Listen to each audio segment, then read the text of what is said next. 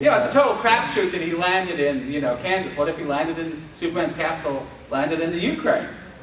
And there's a great alternate history short story about where he landed in Bavaria, Ubermensch, where he's hit with his secret weapon, and it's about his interrogation by an Israeli spy. Great, terribly dark story, but DC Comics did a 3-part series though on also transposing the characters Superman, Batman, and Wonder Woman into the German Weimar Republic and the German expressionistic movies. Said they have like Wonder Woman is in the Blue Amazon. Oh, awesome. And of course Superman is in Metropolis. And Batman is in something Nosferatu, I think. Yeah, that's really good. And but the comics you can speculate because it's still a lot cheaper to print than to do a movie. I remember DC Comics would always do imaginary stories. This is an imaginary story as opposed to the other stories which you take. Not to mention, if anybody's familiar with alternate timelines, it should be DC Comics at this point. Oh yeah. Ever read David Grimm's short story, Thor meets Captain America? Oh, that's a great that story. one. Yeah. That's a great story. Yeah. The premise here, this particular alternate history, is that the reason the Nazis brought about the Holocaust was it wasn't just racial and religious bigotry. No, it was an enormous blood sacrifice to magically bring back the Norse gods. And the Norse gods are going around really kicking butt, and so as a result, the good guys are on the ropes in World War II. It's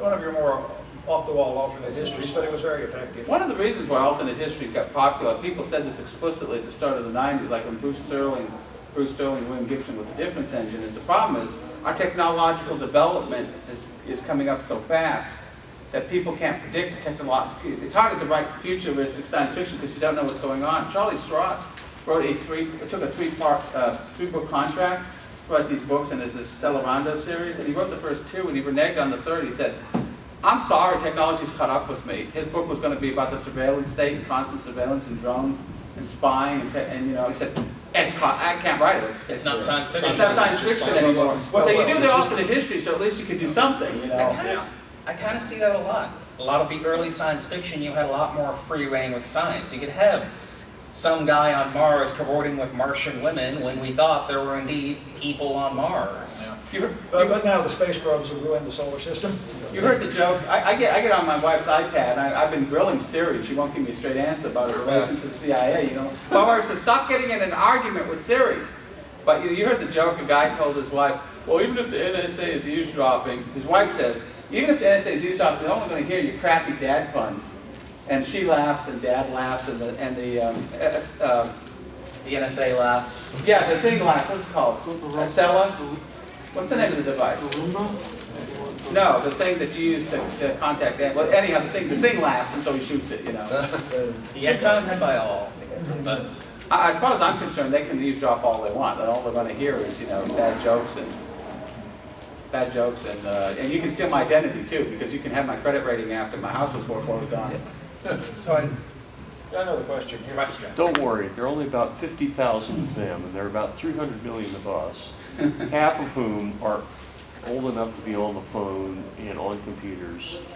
They simply do not have the manpower to do more than program computers to look for keywords and like, oh crap, it's another recipe.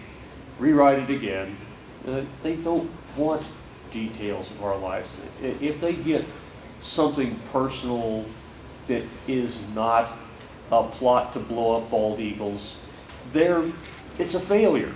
They don't want that. Well, Don't worry about that. That's not completely true, because a lot of those people will look up all kinds of people related to them, or people they know, they'll stalk their girlfriends, they'll do all kinds of horrible stuff with information, and it's been proven time and time again that they'll violate their own that's rules. the human factor where people abuse their power on specific individuals, but in general people will. And they will do it on every single person who gets prominent will also get it, because FBI can look at all kinds of prominent people just for kicks. Topic for another day, though.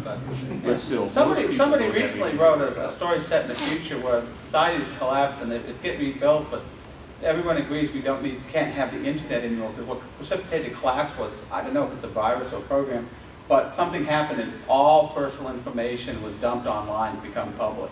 And the event is called the cloud burst.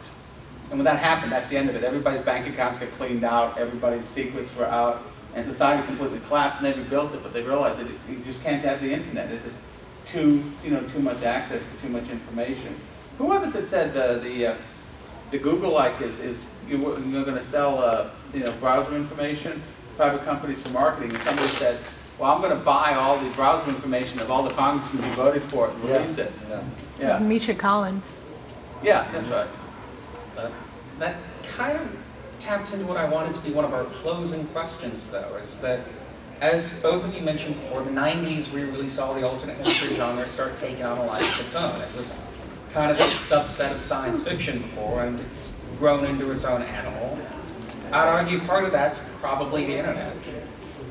I mean, now that you have a website called alternatehistory.com with 20,000 members, for the record, alternatehistory.com for all of your timeline-changing needs, you have a huge fan community able to spitball ideas, discuss what they like, create ideas of their own, and as we've seen with self-publishing, take on and not have to deal with the publishers if the publishers don't want to buy. So I guess, why do you think that the genre's grown, and do you see it continue to go from here? Well, for one thing, it's actually become academically semi-respectable. Of course, they don't call it alternate history; they call it counterfactual history. But quite a lot of it is done. This is not in the form of fiction, but done academic speculation. In fact, this has become effectively big business. Well, academically, so I don't know whether this new respect has anything to do with it, but it has publicized it more. Well, I think that's because even now, even if you're not that old, you see circumstances where things didn't turn out the way you'd expect it to be, and you realize, like a lot of people, so going into the election, everybody just assumed Hillary Clinton had it in the bag. Time magazine ran 2 covers depicting Trump in a meltdown, and total meltdown. And so you see, wow, that didn't turn out the way it did, so it's easy to speculate, the mental exercise to speculate. Like, what would it be like now if Hillary Clinton was president? I mean, there are actually publications running what they guess it would be like. So when you got Time Magazine and TheHill.com doing alternate history, I guess the alternate historians have won. But, I mean, if Hillary Clinton had won, I probably would have needed a passport to get here for this conference. Because the way Texas was, the way Texas regarded the Obama administration, it was so funny. Trump wins, the Texas nationalist movement went, oh shit, we're ready to have our own country. Next day, California, Cal exit. We're going, oh, well, how the world turns. Now California's on the other side, but I mean, I thought Clinton was going to win. I don't know about you. I think you're saying, well, what will happen. History is just full of so many great stories, and stories they're stock in trade and everything. There's just such a rich vein to mine there, and they'll never run out. I don't think all history will go away because there's just so much potential. Even with all that's been done, there's more left.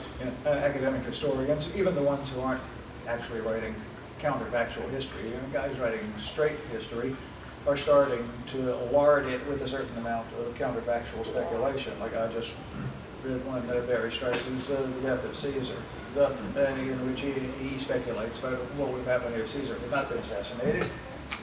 I don't happen to agree with him. He thinks the Roman Republic was salvageable, but that's neither here nor there. The point is that you're seeing more and more of this.